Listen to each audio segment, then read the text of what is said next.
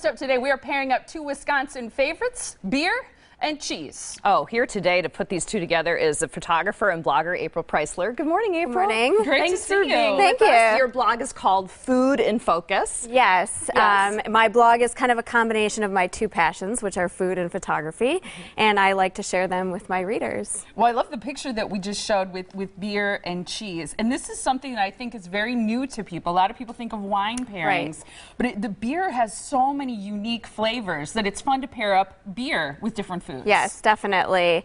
I think beer is kind of trendy right now, and we're from Wisconsin. Why so not many pair them together? beers on the market yes. now. So you actually want to look for similar flavors between the ones? You want to look for complementary flavors. That's kind of the most important thing, and textures too, because some beers are a little crisper than others, and some are going to be a little creamier. Okay. So what did you bring here today? What are we going to sample? Well, we're going to start from lightest to darkest. Okay. So the first one that we have is a fruit beer. It's a Belgian pale ale that's been flavored with cherries. Okay. You're welcome. It's a good breakfast item. Yeah. This is such a horrible job. Okay, now do you taste the beer first before You're actually going to start with the cheese. Okay. Which one? Okay. So we have, this is a burrata, which is kind of like a mozzarella, a creamier I'm gonna leave it mozzarella. over here so they can get a shot Okay. of it, just so you know. And I'm going to hand Amy a fork here. Yep, too. grab I'm going to have to get the cheese from there to here. I'll get it for you. Yeah. Okay. So this works well together because the cheese is very creamy, and the beer is a little acidic and bubbly, and so you kind of get a berries and cream sort of finish. Okay. So you're going to eat the cheese. Italian. It's almost like a mozzarella. It's It really actually good. is mozzarella, and it surrounds chopped up mozzarella that's been soaked in cream. Okay, so it's now taste very the beer. buttery. Yep, taste the beer. Ooh, this is kind of fun. I like this. This is great. Wash it all down. Tastes very cherry flavored. Yes, to me. very sweet. It is. It's flavored with sour cherries, but you're going to get a sweet finish on it. I think I need a little more just to make sure. Wash it down. And are there some general guidelines as it relates to pairing beer with cheese? Yes, you're going to want to start by choosing your cheese. So there's a lot of really great cheese shops around Milwaukee. If you're not too familiar, they can definitely help you out. You're going to want to pick a cheese that you really enjoy.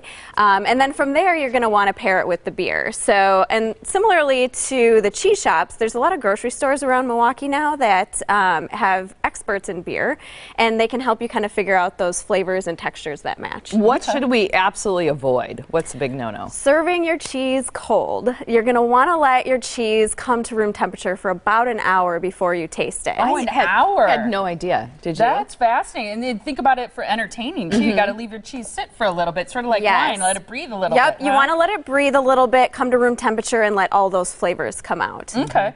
All right, let's do our next cheese then. What kind of cheese is this? So this is an aged Irish cheddar. It's been aged for 12 months. Is it Dubliner?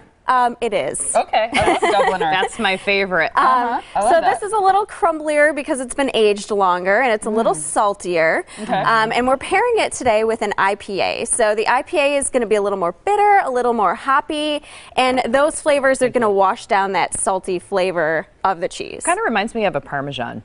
A Dubliner cheddar does. I don't know why. Maybe I'm wrong.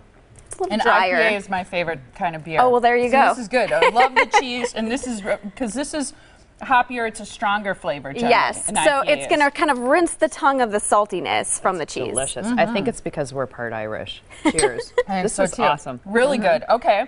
And then the last cheese, what kind is that? That looks like a very hard cheese. It's an aged Gouda, so it is a little bit harder. That's a Gouda cheese. And that is kind of characterized by caramely flavors with a little bit of a salty finish. Okay. And so we're pairing that today with an Irish stout.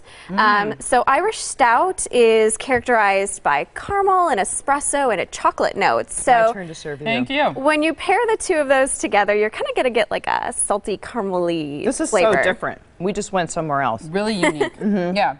And that doesn't mean bad. It just means different. It's not code. No, this one tastes kind of flat to me.